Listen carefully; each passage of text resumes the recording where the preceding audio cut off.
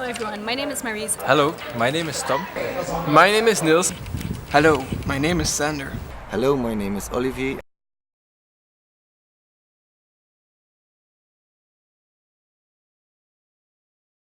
Police body-worn cameras are cameras worn by police officers and are typically attached on the torso of the body of the police officer's uniform. They record both audio and video, and the police officer, him or herself, can decide when to switch on and off the cameras. The rules concerning the body cam are included in the Act on the Duties of the Police. The come-up of these body cams come with both advantages and challenges. The advantages are that they ensure accountability, they enhance the quality of police interventions and operations, and they also help to de-escalate certain situations. This is a psychological motive by both citizens and police officers. When they know that they are being filmed and being watched, they will adjust their behavior in a positive manner. The biggest challenge, of course, are privacy issues. Recording a certain intervention can be highly intrusive for both police officers and citizens. Now there are three ways to tackle privacy issues. The first is transparency. This means that there is a requirement of visibility and or a warning by the police officer. So a citizen cannot be filmed without his or her knowledge. Of course, there are some exceptions, but those are only in extreme situations. The second way to tackle privacy issues is through limitation on the recordings and limitation on video retention. The third way to tackle privacy issues is to regulate the access to recordings. Now, another challenge is that you have to keep in mind that we are only seeing one point of view, namely the one from the police officers. This means that important signals can be missed, such as something can be blocking the view or something important can be happening outside of the frame. When we want to use these recordings in trials, it is important to know that there are some shortcomings to this instrument. Perhaps it is a good idea to use the body cams in combination with other instruments, such as police reports, thorough investigation, and witnesses.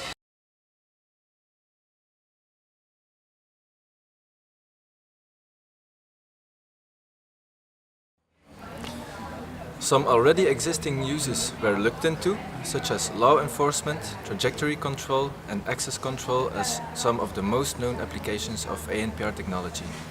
The strengths and weaknesses of the use of the technology were analyzed, with greater efficiency and effectivity for police departments who use it.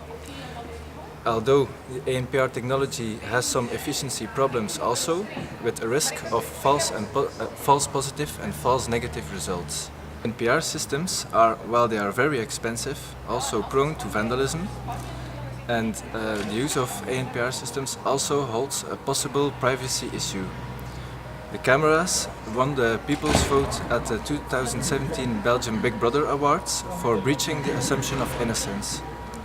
Also, they were being promoted as a silver bullet against terrorism, while in practice they are being put in use as a tool of law enforcement and monitoring.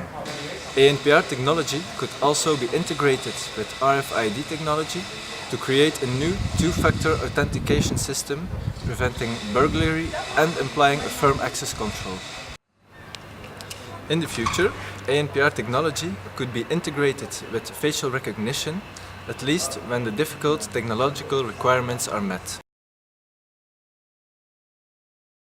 Automatic number plate recognition can only be a useful tool for law enforcement agencies if it's surrounded with a correct legal framework with attention to the privacy concerns of the citizens.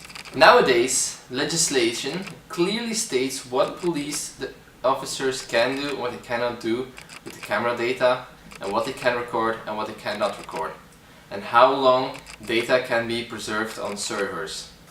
The use of artificial intelligence is not mentioned in the new legislation. This artificial intelligence can be used to analyze patterns within the ANPR data. Now about privacy issues.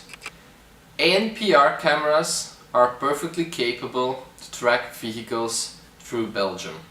This could be seen as a serious infringement of the personal privacy, but it isn't necessarily a bad thing. Guarantees will be provided with the legislation. Certain control systems have been implemented in the legislation. Police officers need to ask permission to prosecution if they want to access data that is older than 1 month. We can conclude that ANPR technology is of great use to government agencies, law enforcement agencies, and even private companies. Lastly, we must think about how much privacy we are willing to give up in order to feel secure. Cameras are an infringement of privacy, but they provide certain security against criminal organization and terrorism. There's never 100% security, but it helps. So, how much of our privacy are we willing to give up? Do we want more security and less privacy, or more privacy and less security? That's something we need to think about for the future.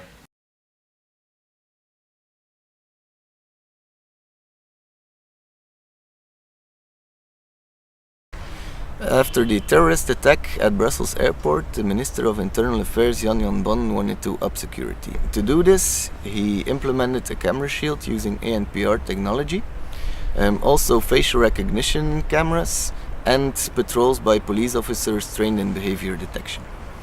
Now he also wants to implement this type of surveillance at bus stops and train stations. The problems with this are threefold. First of all, there's a need of a database for facial recognition technology.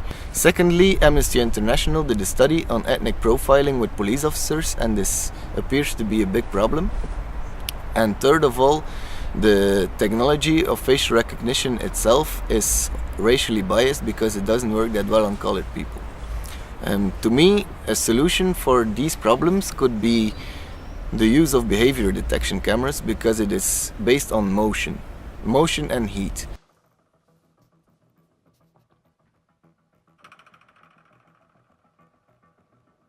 Human activity recognition is a part of computer vision, which aims to create automated understanding of video data. The goal of human activity recognition is to make computers recognize various types of activities or behavior. It has different applications, including ambient assistance living, abnormal behavior recognition, surveillance, and robots. Intelligent surveillance systems are surveillance systems that aim to detect abnormal behavior automatically and raise an alert to inform monitoring and security personnel. Certain steps are required for intelligent surveillance systems to work. First, you need a description of mathematically describable and relevant features of the target. These produce feature representations including color, textures, and shape. Then there is behavior modeling, where the algorithm is trained or learned to detect and label behavior. When the system detects an abnormal event, an alarm is raised. Different approaches can be used. These have different techniques and can use different kinds of data. All the different approaches have their own limitations and advantages. The approach needs to be carefully chosen in light of the objective and means of the application. What constitutes as abnormal behavior is dependent on the approach used to train the algorithm.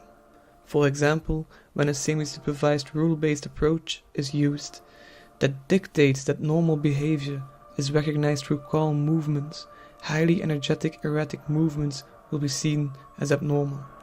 When, for example, an unsupervised approach is used, utilizing deep learning, abnormal behavior is composed of events or behavior that were very rare or not included in the training dataset. While most of the studies in my paper used publicly available or purposefully chosen datasets to evaluate their performance, many show promising results in regards to behavior recognition, especially concerning simple actions. As crime mostly constitutes of complex actions, the automatic detection of crime could prove to be a challenging task. Nonetheless, researchers generated promising results in regard to the automatic detection of crime, including intrusion detection, the detection of stolen or abandoned objects, and the detection of fights or violence. These have applications in, for example, the surveillance of psychiatric and prison facilities. In light of terrorism, intelligent surveillance systems that are able to detect in real time abandoned objects at crowded public scenes and consequentially alert surveillance employees could prove to be lifesavers. As the amount of camera surveillance steadily grows and the interest of the scientific community in human action recognition increases, we take another step towards the unblinking eye of surveillance.